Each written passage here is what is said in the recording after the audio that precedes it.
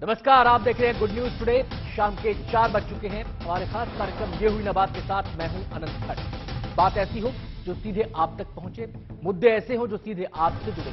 अक्सर खबरों के शोर में हमारे आपके काम की बातें पीछे छूट जाती हैं, कुछ बदलने की हमारी कोशिशें अधूरी रह जाती हैं। तो नए अंदाज में कुछ कहने, कुछ सुनने और बहुत कुछ समझने की करेंगे कोशिश। इस शो में बात ऐसी होगी कि आप भी कहेंगे ये हुई ना बात।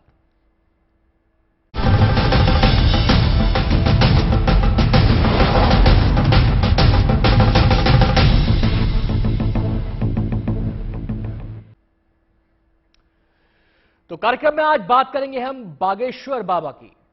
आस्था कहिए, श्रद्धा कहिए या विश्वास कहिए, लेकिन पटना में जो इस वक्त नजर आ रहा है वो अविश्वसनीय है। बिहार की राजधानी पूरी तरह बाबा के रंग में रंग गई। पटना के नौबतपुर परेड पाली मठ के आसपास पैर रखने की जगह नहीं है। आज हनुमंत कथा का अंतिम दिन है और कथा के 5 दिन बाद यह साफ हो गया कि पटना में बाबा ने गर्दा उड़ा दिया है। बाबा का जादू सिर्फ पटना ही नहीं बल्कि पूरे बिहार के सिर चढ़कर बोल रहा है। बाबा की एक झलक पाने दूर दूर से लोग दिव्य दरबार पहुंच रहे हैं। बाबा बड़ी तल्लीनता से भक्तों को प्रवचन सुना रहे हैं। मंच को उसी तरह से सजाया गया है जैसा कि आमतौर पर बागेश्वर बाबा का मंच सजता है। और यही नहीं, पर्चियों से भक्त बाबा तक अपनी फरियाद भी पहुंचा रहे हैं। लेकिन सबसे चौंकाने वाला यह है कि जिस वक्त पटना में बाबा बागेश्वर का दरबार लगा है उस वक्त पटना का पारा 7वें आसमान पर है। गर्मी और उमस से हाल बेहाल है, फिर भी बाबा के भक्त डिगने को तैयार नहीं। पसीने से तरबतर भक्त बाबा बागेश्वर को सुनने के लिए हर परीक्षा देने को तैयार हैं। हाल यह कि भक्त केवल दिव्य दरबार ही नहीं बल्कि बाबा की हर उस जगह पीछा कर रहे हैं जहां जहां धीरेन्द्र शास्त्री जा रहे हैं। उनकी एक झलक पाने के लिए सड़कों तक भक्तों का जनसैलाब उमड़ रहा है।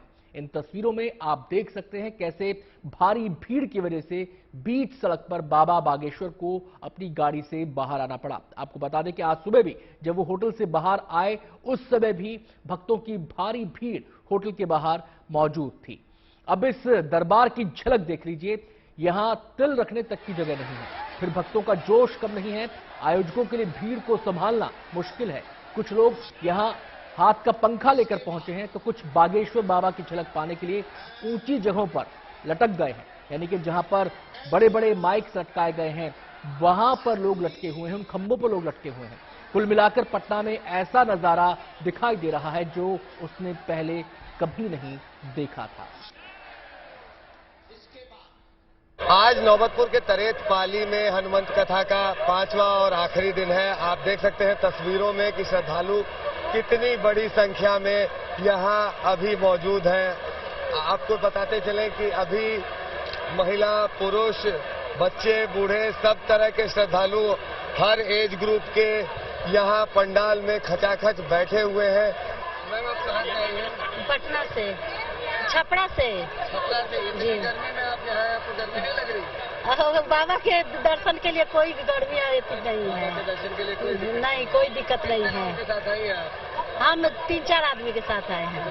श्रद्धालु गर्मी की परवाह किए बिना यहाँ अब भी टिके हुए। हम बात करने की कोशिश करेंगे कुछ और लोगों से और बात करना चाहेंगे और समझना चाहेंगे कि आखिर क्या है पूरा मामला। कहाँ से आई हैं आप? मैं पटना से आई हूँ।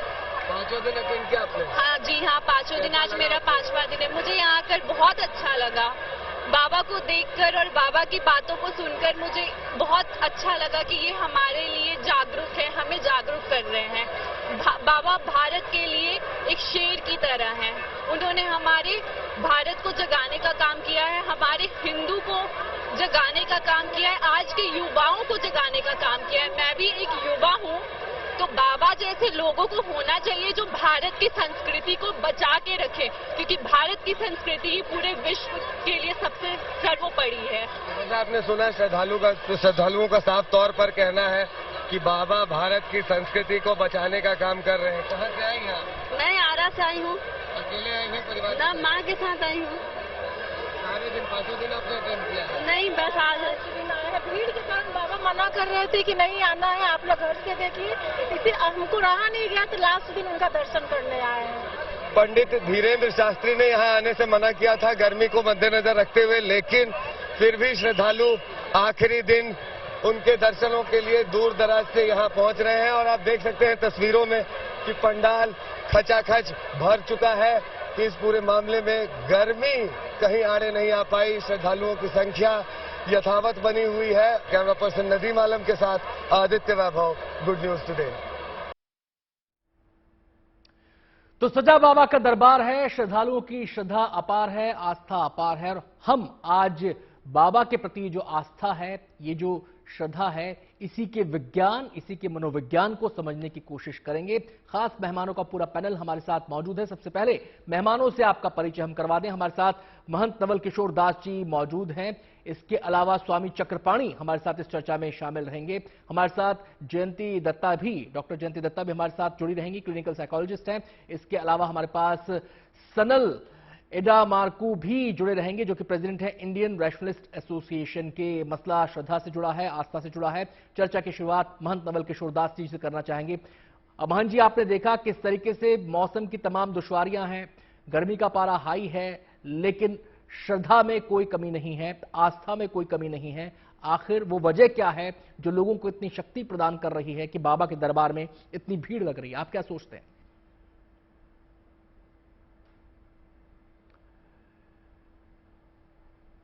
महंत जी, आपका ऑडियो शायद म्यूट है, अपना ऑडियो आप ऑन कर लीजिए, आपकी आवाज हम तक नहीं आ रही है।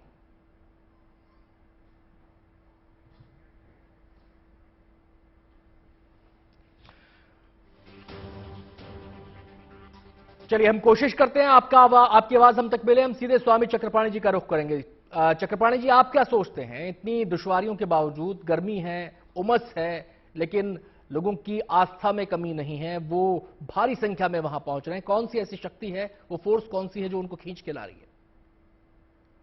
देखिए, गर्मी हो, उमस हो या किसी भी प्रकार की समस्याएं, चाहे प्राकृतिक चीजें आए, लेकिन अध्यात्म की शक्ति ऐसी है, धर्म की ऐसी शक्ति है कि लोगों की ये सब समस्याएं बिल्कुल नहीं देती और वो गौण हो जाती है।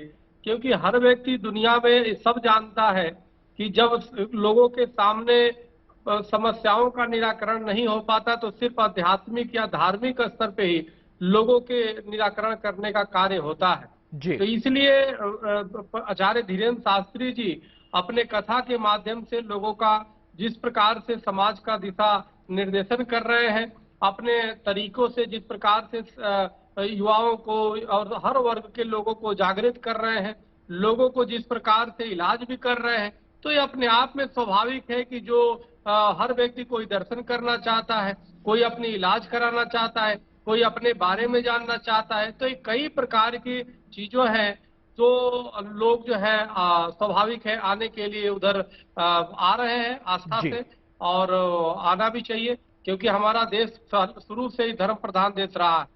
एक तो मेरी आवाज डबल आ रही है, थोड़ा इसको ठीक करा दीजिए। जी स्वामी जी, हम आपकी आवाज ठीक करवाते हैं ताकि इको आपके कान में ना हो और हम आपको अच्छे से सुन पाए, आप हमें अच्छे से सुन पाए। मैं एक बार फिर से रुख करना चाहूंगा महंत नवल किशोर दास जी का। क्या सर आप सुन पा रहे हैं मुझे? आपकी आवाज हम तक नहीं पहुंची थी पहले। आपकी आवाज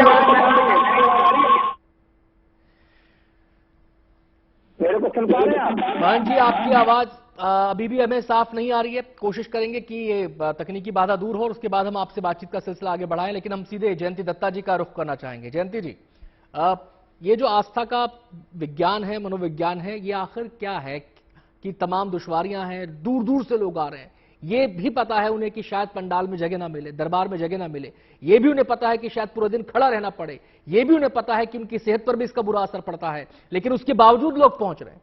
तो ये कौन सी वो साइकोलॉजी है, कौन सी वो साइकी है जो इस तरीके से लोगों को अट्रैक्ट करती है?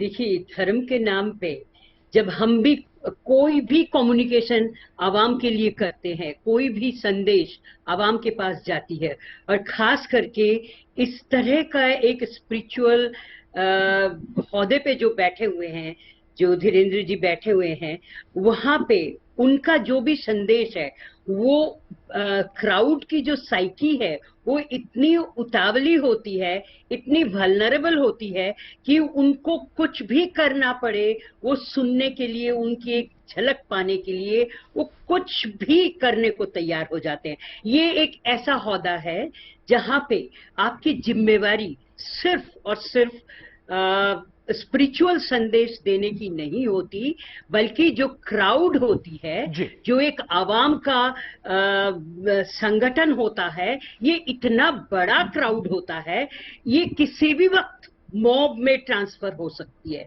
यानी कि इतने बड़े आवाम तक सलीके से, तरीके से अपना मैसेज पहुंचाना एक बहुत भारी जिम्मेवारी होती है, क्योंकि कहीं पे आपका थोड़ा सा भी मिस इंटरप्रिटेशन हो गया तो ये मॉब की शक्ल में तब्दील हो जाती है। और उस वक्त ये खतरा आवाम के लिए बन जाता है। तो मेरे ख्याल से जब भी आप इस तरह के कहीं पे भी आप इस तरह का क्राउड जो है इकट्ठा होता है, तो everybody has to be very very careful, including जो जिनको देखने के लिए, जिनको सुनने के लिए लोग आ रहे हैं। क्योंकि देखिए ये जो साइकी होती है ना, ये साइकी देखम देखी में बढ़ता चला जाता है। आप जा रहे हो तो आपके साथ सारे चले जाएंगे। क्राउड की जो साइकी होती है उसमें रैशनल बल्कि कोई नामो निशान नहीं मिलता है, रैशनल थिंकिंग की कोई जगह नहीं होती है। आप इस वक्त जो भी आप कहोगे उसकी मान्यता आपको पूरी तरह मिल जाती है, क्योंकि आपने उस जगह दस्तक दी है। जयंती जी आपके पास आता हूं मैं।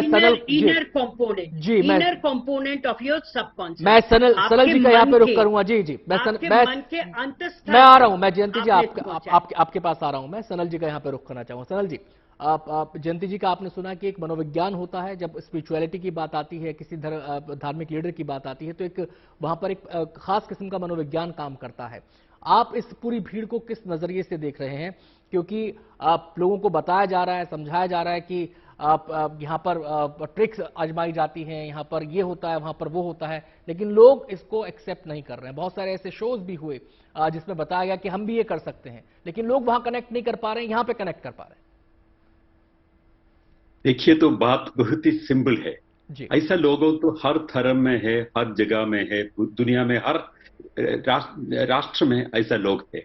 अमेरिका में तो ऐसा तो इवेंजलिस्ट है, वो लोग भी ऐसा करता है, लोगों को बुलाता है, इतना हजारों लोग आता है और उनका बुखार और बीमारियों खत्म करने के लिए तो ये तो क्लेम करेगा और लोग क्लेम करेगा तो हमारा बुखार खत्म हो गया। ये तो सेम चीज तो इस्लाम का नाम ही कर रहा है। ये हिंदू नाम में तो ऐसा जब करने के लिए शुरू होता है, हिंदू धर्म का एक अलग रूप है। ये फेथ में ऐसे एक स्ट्रक्चर नहीं है, अपना अपना विश्वास का आधार तो कोई लोग तो आके तो क्लेम करना शुरू होता है। यह एक सीधा एक छोटा प्रॉब्लम है। जब एक आदमी बताता है लोगों का बीमारियों का कारण तो मेडिकल रीजंस नहीं है, इसको भूत प्रेत है, इसको दूर भगाओ, तो फिर तो बीमारियां। धीरेन्द्र शास्त्री को अगर आप सुनेंगे, वो तो ये तो बताते ही हैं कि किसी के मन में क्या चल रहा है। वो ये भी कहते हैं कि भाई प्रभु की शक्ति तो काम करेगी, लेकिन दवा की शक्ति भी काम करेगी, दवा भी चाहिए, दुआ भी चाहिए, दोनों को साथ साथ लेके चलते हैं। खैर, मैं आपसे बातचीत आगे बढ़ाता हूं। मैं खैर वो दिखाता हूं कि किस तरीके से पर्ची के जरिए वो अपनी बात कहते हैं। पहले वो सुन लीजिए, क्योंकि आप जो बात कह रहे हैं, लेकिन लोगों के लिए क्या मायने रखती है, वो जरा बात सुनाते हैं। जी, वो अपनी टीम को मैं कहूंगी वो दिखाए कि कैसे पर्ची के जरिए वो अपनी बात कहते हैं। हाँ, उम्मीद है था कि बाबा से भेंट कर करके हम लोग के दुख तकलीफ हरण हो। बाबा जो बोल रहे थे, सब बोले हैं कि बाबा के यहाँ आने से तनी से दुख दूर होता है, इसीलिए आए हैं बाबा से धूपा में मिलने में कि हम लोग मिल करके कुछ धूप में साइड से देख लिए, दर्शन पा लिए हैं। तो हम लोग के मन था कि एकदम बगल में आए हुए हैं, जब मसौहे के बगल में, तो इसलिए करीब से देखने के लिए हम लोग मन बनाए। बोलो क्या बात, क्या हो गया है, क्या नाम है उसका? जी, 2 प्रश्न लिखे हैं, एक और या हम बताएं? आइए नजदीक। स्वास्थ्य ठीक नहीं, पूरा घर हैरान, आपको पैरों में पीड़ा बनती, वह बालक पप्पू को फिटका दिक्कत बनता है, ब्रेन में समस्या बनी हुई है, झटका बन के अकड़ जाता है, पूरे शरीर में उसे दिक्कत हो जाती है, पूर्ण आराम धाम से लगेगा, डॉक्टरी सलाह बंद नहीं करना है, ठीक हो जाएगा, मंत्र चिकित्सा से आशीर्वाद है। सरल, ये हमने जो बाइट्स लोगों की सुनाई, जो लोगों का वर्जन आपको सुनाया, जो पर्ची के जरिए अपनी बात कह रहे हैं, जो हमारे संवाददाता से अपनी बात कह रहे हैं, उनके लिए कोई जो वहां पे टेम्परेचर है वो मायने नहीं रखता। उनका कहना यह था कि हम एक दर्शन बस करना चाहते, एक झलक पा जाए तो हम तर जाएंगे, हमारी समस्या दूर हो जाएगी, उनको ऐसा लगता है। और जो पर्ची के जरिए अपनी बात कह रहे हैं, बाबा जो जो बात बताते हैं वो कहते हैं कि आपने बिल्कुल सही बताया। तो यहां पर जिस तर्क की आप बात कर रहे हैं, जिस रैशनैलिटी की आप बात कर रहे हैं, जो बंदा जा रहा है, जी जी जी, हम यही समझना चाह रहे हैं कि वो तर्क उस समय कहां चला जाता है लोगों का। नहीं, आप सुनिए एक मिनट, आप तो पूछ रहे हैं तो आप एक मिनट सुनिए। ये तो बात बहुत सिंपल है। हर जगह में ऐसा लोग तो क्लेम करना शुरू होता है, ये तो फेथ हीलर्स जो कर रहा है और मिशनरीज जो कर रहा है, ये हर जगह में सेम मैकेनिज्म है। उसमें कुछ लोगों को अपना लोग को ट्रेन करके लेके आएगा और कुछ लोग तो हर चीज तो मानने के लिए तैयार होते हैं। एक साइकोलॉजिकल मैकेनिज्म है जिसमें तो कुछ चीजों तो बताने में तो दे विल एक्सेप्ट दैट। और दूसरा बात है, ये तो बहुत सारा लोग है, किसी से बात करेगा और किसी इंफॉर्मेशन उनके पास पहुंचेगा। इतना सारा लोगों के बारे में तो कुछ नहीं बताते, सिलेक्टेड लोग को स्टेज में बुला के बोलता है। ये सेम चीज तो बेन्नी हिन करता है, सेम चीज तो इवन मिशनरीज करता है, सेम चीज तो मौलविया करता है। ये तो जब तो ये करने के लिए शुरू होता है, हर जगह में एक ही मैकेनिज्म चल रहा है। लोग तो विश्वास में है तो इसको तो तकलीफ लेने के लिए तैयार है। और मैं आता हूं सरल, मैं आपके पास आता हूं, मैं आपके पास, आपने जो कहा कि यहाँ पे एक मैकेनिज्म काम करता है और वो अलग अलग जगहों पर, अलग अलग दरबारों में, अलग अलग मंचों पर देखा जाता है। मैं नवल किशोर जी का यहाँ पर रुख करना चाहूंगा, काफी देर से वो चर्चा में शामिल नहीं हो पाए हैं। नवल किशोर जी, क्या आप मुझे सुन पा रहे हैं? हाँ, मैं सुन पा रहा हूँ। जी जी, यहाँ पर बात हो रही है आस्था की, यहाँ पर बात हो रही है श्रद्धा की, लेकिन साथ साथ तर्क की बात भी यहाँ पर की जा रही है, मनोविज्ञान की बात भी यहाँ पर की जा रही है। और जो सनल ने बात कही है कि एक मैकेनिज्म है, ये जो इतना अट्रैक्शन लोगों का उनके प्रति है, ये एक मैकेनिज्म के जरिए जनरेट किया गया है। क्या आप सहमत है इस बात से? देखो भैया, जिसकी वही भावना जैसी, प्रभु मुहूर्त देखी तुम तैसी। आपके अंदर श्रद्धा है, समर्पण है, भाव है, तो साक्षात भगवान का दर्शन है। और आपके अंदर है कि नहीं तो मूर्ति पत्थर की है, पीतल की, तो आपकी अपनी भावना है। वहाँ जो लोग जा रहे हैं वो स्वाभाविक जा रहे हैं, श्रद्धा से जा रहे हैं। मुझे नहीं लगता है कि किसी की श्रद्धा में किंतु परंतु करने का हमें कोई अधिकार है। वहाँ किसी को प्रेरित नहीं किया जा रहा, कोई लोग नहीं दिखाया जा रहा, जो लोग जा रहे हैं स्वाभाविक जा रहे हैं। और ये देश श्रद्धा प्रधान है। हमारे को कहीं न कहीं किसी को लोग व्यक्ति को श्रद्धा होती है, समर्पण होता है जी, तो हनुमत कथा के माध्यम से और हनुमत कृपा के माध्यम से उनको परमात्मा ने ऐसा सेवा करने का अवसर दिया है, वो सेवा कर रहे हैं। जिनको कुतर्क करना कुतर्क कर सकते हैं, उनका अपना अधिकार है। पर मैं इतना कहूंगा, जो लोग वहां जा रहे हैं उनको श्रद्धावान जा रहे हैं, समर्पण लोग जा रहे हैं, उन्हें किसी प्रकार का कोई लालच नहीं होने। हाँ, सब लोग भगवत कृपा प्राप्त करना चाहते हैं, भगवत भक्ति चाहते हैं, जीवन में सुख होना, सुखी होना हर व्यक्ति चाहता है जी। रास्ते अलग अलग हो सकते हैं। अब वैज्ञानिक लोगों का अपना तर्क है और ज्ञानियों का अपना तर्क है, पर मैं इतना कह दूंगा, सनातन में जो कुछ होता है वो लेकिन महंत जी, लेकिन कुछ लोग इसे श्रद्धा से जोड़कर देखते हैं, कुछ इसे अंधश्रद्धा कह देते हैं। ये भी मसला उठा था। मैंने कहा नहीं आपको, जिसकी भावना जैसी है। अब कुछ लोगों को अलग ढंग का चश्मा लगा है, उनको वहां दूसरी जगह जाएंगे, वहां सब कुछ ठीक दिखाई देगा या आगे दिखाई देगा। अच्छा, कुछ लोगों को स्वभाव है, उनको विपरीत बोलना ही है, धर्म के विरोध में बोलना ही है। ऐसे कुछ लोग हैं तो उनकी अपनी भावना है। पर मैं ये कहूंगा आपको, वहां जितने लोग जा रहे हैं किसी प्रकार का कोई नाटक नौटंकी करने नहीं जा रहे हैं, वो श्रद्धावान लोग हैं, अपने परमात्मा पे, अपने इष्ट में श्रद्धा रखते हैं, अपने साधु संतों के ऊपर श्रद्धा रखते हैं। और देव ब्रह्मचारी भी कहते हैं जो कुछ हो रहा है हनुमान जी की कृपा से हो रहा है। और मैं आपके माध्यम से कहूंगा कि हम परमात्मा पर श्रद्धा रखें, व्यक्ति के प्रति नहीं। व्यक्ति आज अच्छा कल बुरा हो सकता है, मैं सीधा कह रहा हूँ, पर अपनी श्रद्धा और प्रेम परमात्मा के प्रति रखें और अपने संतों को, गुरुओं के प्रति रखें, क्योंकि माध्यम वही है। कोई साधु संत, कोई आचार्य, कोई विद्वान ही माध्यम है ना। जैसे पढ़ाने के लिए टीचर माध्यम है, एपल कहेगा तो माध्यम है। कोई आचार्य, कोई विद्वान, कोई साधु, कोई संत, ये परमात्मा का दिग्दर्शन कराने के लिए, परमात्मा को जानने के लिए और मानने के लिए माध्यम तो गुरु बनेगा। आचार बनेगा, विद्वान बनेगा। आता हूं हमारे मान जी आपके पास आता हूं। तो मान जी का कहना यह है कि यहां पर तर्क, जब बात धर्म की आती है तो तर्क गौण हो जाता है, एक स्वाभाविक संस्कार है। लोग आत्मसात करना चाहते हैं, साक्षात्कार करना चाहते हैं, ईश्वर से जुड़ना चाहते हैं, तभी ये इच्छा ही उनको वहां तक खींच के ले आती है। लेकिन लोग क्या कह रहे हैं, वो वहां पर क्यों पहुंचे हैं, उनकी क्या मंशा है, वो क्या चाहते हैं, उनकी क्या इच्छा है, जरा लोगों के जरिए सुनते हैं। बागेश्वर धाम मेरे भैया से मेरे अनुरोध है कि मैं राखी जो पहुंचाई हूँ उसे स्वीकार करें। सब बाबा का आशीर्वाद है, उनकी कृपा है, हनुमान जी की कृपा है कि हम लोगों को कोई कष्ट नहीं हुआ, कोई परेशानी नहीं हुई, हम लोग चले आए। बीमारियों को दूर करने के लिए, सारे कष्टों को दूर करने के लिए, मेरा बेटा है का बीमार है, इसके लिए मैं आए हूँ। ये हम इसीलिए आए हैं उमेश से, दवाई तो चल ही रहा है कि सुनते हैं कि बाबा बहुत अति है, तिरुपति बालाजी बागेश्वर बाबा का नाम सुनते हैं कि ठीक जाने से वहाँ शरण में वो देखते हैं तो बता देते हैं कि क्या है, भविष्यवाणी बताते हैं बिना कहे सुने। तो कहीं बाबा शरण में हम आए हैं, आप लोग पहुँचा दीजिए कृपा करके, जो ठीक हो जाए किसी तरह मेरी बच्ची। मनोकामना पूर्ति के लिए, मनोकामना पूर्ति के लिए की जाती है भगवान की परिक्रमा। तो मैं सीधे अशोक यहाँ पे चक्रपाणी जी का, यहाँ पर मैं स्वामी चक्रपाणी जी का यहाँ पे मैं रुक करना चाहूंगा। चक्रपाणी जी, एक ऐसा लगता है कि यहाँ पर आस्था का तो सवाल है ही है, श्रद्धा तो दिखती ही है लोगों के अंदर, लेकिन एक अंतिम आस भी दिखती है, यानी कि सारे दरबार से, सारी जगहों से, चाहे वो हमारा सिस्टम हो उससे लोग हारे हुए लोग यहाँ पर आ रहे हैं, चाहे व्यवस्था से हारे हुए लोग यहाँ पर आ रहे हैं, कोई अपनी सेहत से हारा हुआ व्यक्ति आ रहा है, उसे चिकित्सा नहीं मिल रही तो वो यहीं पर आस खोज रहा है। तो यह आस्था और अंतिम आस, ये दोनों चीजें यहां पर प्रमुखता से दिखाई देती हैं।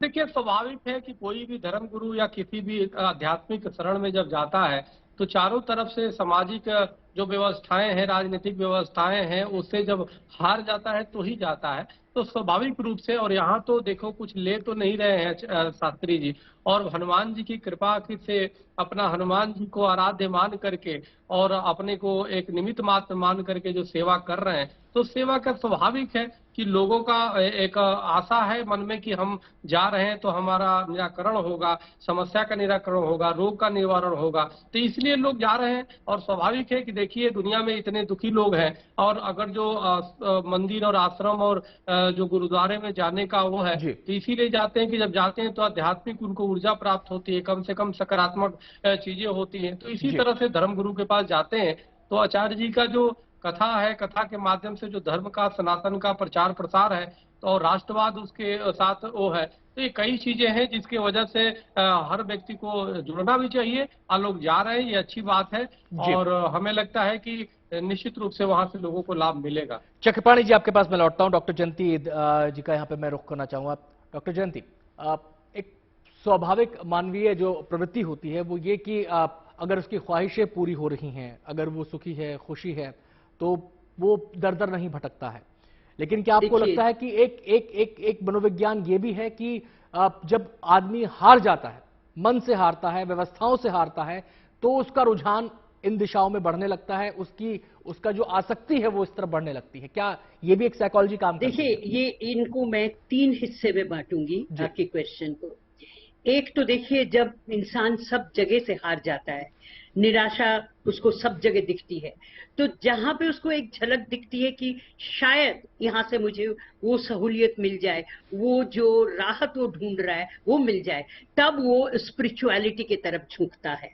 और ये कहना कि कई दफे देखिए, अक्सर जब आप स्पिरिचुअलिटी पे पूरी तरह से आस्था अपना डाल देते हो, कई दफे आपको वहां से राहत मिल भी जाती है। लेकिन इसका मतलब ये नहीं कि आप दवाई वगैरह सारा बंद कर दें, और मेरे ख्याल से शास्त्री जी बार बार बताते हैं कि दवाइयां आप बंद मत करिए, राइट। सेकंड थिंग कि ये कहना कि देखिए, ये शास्त्री जी जैसे इतने ऊंचे ओहदे पे नहीं, लेकिन हर नुक्कड़ कॉर्नर पे आपको ऐसे लोग मिल जाते हैं जो दावा करते हैं कि मेरा ये बभूत ले जाओ, या इस तरह से आप पूजा पाठ करो तो आपको सॉल्यूशन मिल जाएगा, राहत मिल जाएगा। ये कहना कि ये जो गैदरिंग इनकी होती है शास्त्री जी के बागेश्वर धाम में या जहां पे भी जाते हैं, हर जगह वो सिखा पढ़ा के लाते हैं, I don't agree with it, क्योंकि ये इस तरह की जो क्लेम करते हैं जहाँ पे इतना आवाम इकट्ठा हो जाता है, मैंने यहाँ पे अपनी तफ्तीश जारी रखी और मैंने पाया कि ये सही नहीं है। हर जगह ये लोग पैसा देके अपने लोगों को नहीं स्टैंड करवाते हैं। ये मुमकिन ही नहीं है इतने क्राउड में ये चीज करना। मैं जयंती जी आपके पास आता हूं, मेरी मजबूरी समझिएगा क्योंकि मुझे एक छोटा सा ब्रेक लेना है। और आपने जो कहा, हाँ, बहुत संक्षेप में समअप कर दीजिए, बहुत संक्षेप में। हाँ, एक third thing, there is a branch called parapsychology, जहां पे आपका रीइंकार्नेशन, एक इंसान जिसको आपने दफना दिया, जला दिया, मौत हो गई, वो दूसरे शरीर में आके आपको अपनी पिछले जन्म की सारी डिटेल्स बता देता है। So there is a branch of parapsychology all over the world, बहुत इंटेंसली इस पे काम हो रही है। और उसके अलावा हिंदू माइथोलॉजी में तंत्र का भी हम लोग प्रयोग। मैं आता हूं जयंती जी, आपने जो बातें कही हैं उस पर सनल मुस्कुरा रहे हैं और उनकी मुस्कुराहट की वजह हम जानना चाहेंगे। बात कर रहे हैं बागेश्वर बाबा की, जिनका बिहार में दरबार लगा है और आस्थावान लोग वहां पर इतनी संख्या में पहुंचे हैं कि सब देखकर हैरान है। आप इसी भक्ति के विज्ञान को, मनोविज्ञान को हम समझने की कोशिश कर रहे हैं। खास मेहमान हमारे साथ मौजूद हैं, लेकिन मेहमानों के साथ चर्चा को और आगे बढ़ाएं उससे पहले हम दिखाते हैं कि कैसे पर्ची के जरिए बाबा लोगों के मन की बात को पढ़ते हैं, फिर उसका समाधान बताते हैं। उसके बाद हम सीधे रुख करेंगे सनल का। कोई भी प्रेत बाधा नहीं है, न इन चक्करों में पड़ना है, न कोई इसके ऊपर भूत बाधा है, न ऐसा कुछ है। केवल उनकी देवी, तुम्हारे यहाँ देवी माता है, उनका उपाय करना है। और काली माता को 108 निगुओं की माला चढ़वा दो इस बालक से, बालाजी लीला कर दो। तो हमारी एक बात को भर मान लो, आज के बाद घर पर ओम बागेश्वराय नमः मंत्र का जाप करना प्रारंभ कर दो। घर के बाहर झंडा लगा और आपको बागेश्वर धाम आने की भी आवश्यकता नहीं है, आपके घर पर ही बागेश्वर धाम है। तो सीधे सनल का मैं रुख करना चाहूंगा। सनल, ये जो लोग दरबार में पहुंचते हैं, पर्ची के जरिए उनकी बात, मन की बात पढ़ी जाती है, कही जाती, उपाय बताए जाते हैं, मैं आपसे सवाल पूछता हूं, क्या आप ये मानते हैं कि ये तर्कशील लोग नहीं हैं, इनमें रैशनल थिंकिंग नहीं है? पहली चीज, जो इतनी भारी मात्रा में लोग वहां पर जा रहे हैं। दूसरी बात जो आपने, दूसरा मेरा सवाल सुन लीजिए। दूसरी बात जो आपने कहा कि प्लांटेड लोग होते हैं, मैकेनाइज तरीके से काम किया जाता है, जिसको जयंती जी ने ही नकार दिया कि रैंडमली लोगों को चुना जाता है और वहां पर प्लांटेड लोग नहीं होते, बड़ी भारी भीड़ होती है और इसको पत्रकारों ने भी टेस्ट किया है। ये दो सवाल मेरे आपसे।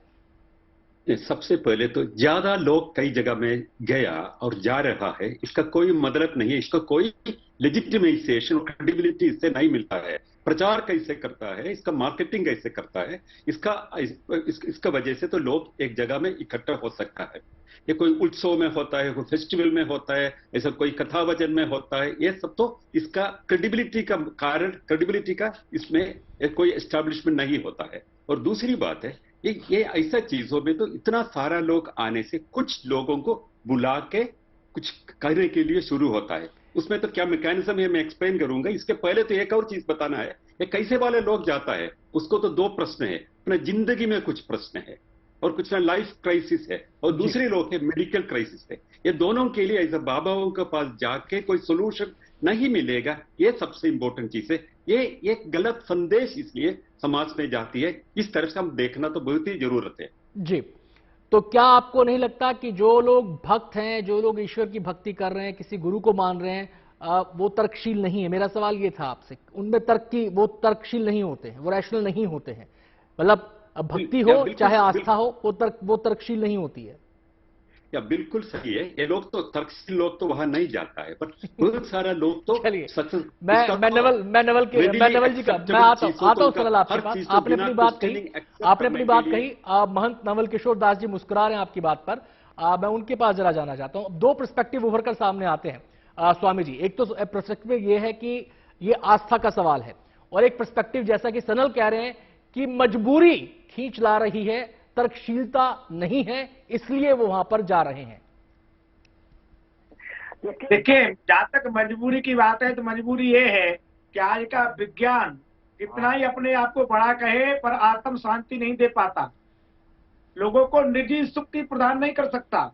जीवन में विज्ञान शारीरिक सुख दे सकता है, आत्मीय सुख नहीं दे सकता जी। आत्मीय सुख केवल आध्यात्मिक ही दे सकता है।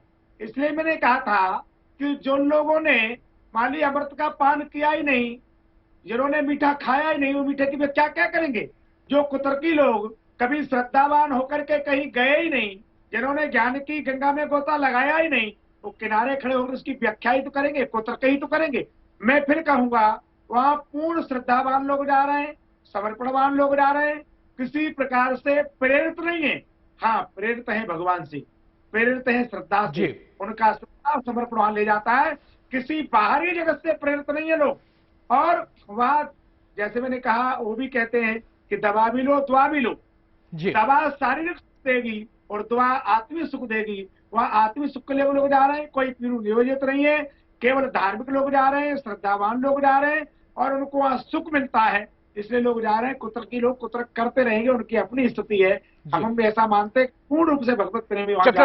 चक्रपाणी जी, मेरा सवाल अब आपसे है, मेरा सवाल एक आपसे भी है, क्या इसकी वजह ये भी हो सकती है कि आप गुरु के प्रति, ऋषियों के प्रति हमारा एक पुरानी परंपरा है, सनातनी परंपरा है कि इनका सम्मान किया जाता है, इनके प्रति आदर व्यक्त किया जाता है और ये हमारे संस्कार का स्वाभाविक गुण है। क्या ये भी एक फैक्टर है कि लोग इस तरफ जाते हैं और लोग बकायदा इसमें डिफरेंशिएट भी करते हैं, क्योंकि हर जगह नहीं पहुंच पाते लोग, किसी के साथ कनेक्ट कर पाते हैं? देखिए ऐसा है, सब किसी को सम्मान ऐसे ही कोई नहीं देता, क्योंकि अवलोकन, निरीक्षण, स्वीकृति, पहले अवलोकन करता है, निरीक्षण करता है, फिर स्वीकृति देता है। सवाल इस बात का है प्रत्यक्षम किम प्रमाण, प्रत्यक्ष को प्रमाण की आवश्यकता नहीं होती। जब देश और दुनिया जब देख रहा है कि हमें आध्यात्मिक गुरुओं से लाभ हो रहा है तो स्वाभाविक रूप से उधर जाता है। और सनल जी तो पुराने सनके हुए, ये तो हर बार सिर्फ धर्म गुरुओं की आलोचना करते हैं। और अगर जो इनको करना है तो खुद वैज्ञानिक तो बनते हैं, लेकिन वैज्ञानिक दृष्टिकोण नहीं अपनाते, क्योंकि सनातन तो स्वयं वैज्ञानिकता का वो सूत्र है, क्योंकि हमारे यहाँ तर्क भी है, हमारे यहाँ पूरी तरह वैज्ञानिक पद्धति भी है। अगर आप जानते हैं तो आप खुद ही करके ऐसे दिखाइए ना, आप नहीं दिखा पाएंगे, सिर्फ आप बोलेंगे सिलेक्टेड लोग आए हैं वहां पे, ऐसा कुछ नहीं है। हमसे पहले जो हमारी बहन वैजयंती दत्ता जी ने बोला, बिल्कुल सही बात बोला उन्होंने, क्योंकि देखो हर व्यक्ति को बात अगर फैक्ट आप करें, अगर आप वैज्ञानिक सोच के तो कम से कम सही बात करिए ना, यथार्थ बात करिए ना। अब कौवा कान लेके, चलिए चक्रपाणी जी, आपने अपनी बात कह ली, मैं सीधे जयंती जी का रुख करूंगा क्योंकि समय की कमी है, सबको मुझे शामिल करना है। जयंती जी, एक कनेक्ट करना लोगों के साथ, एक व्यक्ति की कम्युनिकेशन स्किल, ये भी क्या रोल प्ले करती है? भट्ट जी, पहली बात आप कह रहे हो जो लोग जाते हैं उनके पास तर्क नहीं है। आपके सिटी को, आपके नेशन को चलाने वाले जो लीडर्स हैं, कई सीएम हमने देखे बैठे हुए हैं उनके पास, क्या उनके पास तर्क नहीं है? वो अपनी बुद्धिमत्ता छोड़ के जाते हैं। ये इतनी आसान चीज नहीं है। मैंने अभी जिक्र किया पैरासाइकोलॉजी की। देखिए हमारे जो माइथोलॉजी है, हमारे सनातन धर्म में ऐसे बहुत ऋषियां हैं, बहुत एग्जाम्पल्स हैं जहां आप इस तरह की जो मन के अंदर आपकी चल रही है उस चीज को आप भाप लेते हो, बता देते हो। अभी हाल ही में जो एक बहुत, जिनको मैं अक्सर सुनती हूँ, श्री एम जो हैं, वो मुस्लिम पैदा हुए, हिंदू माइथोलॉजी को पढ़ा, हिंदू तमाम ग्रंथों को पढ़ा और वो विदेशों में भी जाते हैं, वो इंटरव्यू देते हैं। वो उनकी मान्यता है कि ये चीज जो है, हिंदू माइथोलॉजी जो है, इतनी खिलवाड़ वाली चीज नहीं है। उसके अंततः में जाना और इस तरह की जो कम्युनिकेशन है, ये जरूरी नहीं है कि सिर्फ सेंसरी ऑर्गन के। जयंती जी, मैं आपको माफी के साथ रोकूंगा। सनल कुछ कहना चाह रहे हैं, मुझे आखिरी कमेंट उनका लेना पड़ेगा। सनल जी, यहाँ पर 3 मेहमान हैं और 3 आपका जो तर्क है, आपका जो कथन है, उसको सिरे से खारिज कर रहे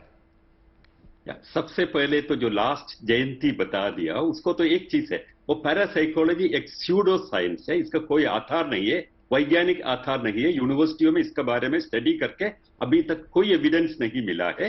ऐसा तो कोई कम्युनिकेशन करने के लिए, कोई सब दूसरों का मन जानने के लिए कोई तरीका नहीं। राइन यूनिवर्सिटी में बिल्कुल तरीका किया था, कोई एविडेंस नहीं है, क्लेम करता है तो कोई एविडेंस नहीं है। दूसरी बात है, sorry, you cannot you need not agree, you can search parapsychology is a pseudoscience, बिल्कुल कपट शास्त्र है। चलिए वो भी ज्ञान की एक धारा है। सनल जी, वो भी ज्ञान की एक धारा है, उसको भी मानने वाले, उसको भी पढ़ने वाले लोग मौजूद है। बहुत बहुत शुक्रिया सभी मेहमानों का। समय की मेरे पास कमी है, लिहाजा चर्चा को यहीं पर विराम देना पड़ेगा। बहुत बहुत शुक्रिया तमाम मेहमानों का इस चर्चा में शामिल होने के लिए।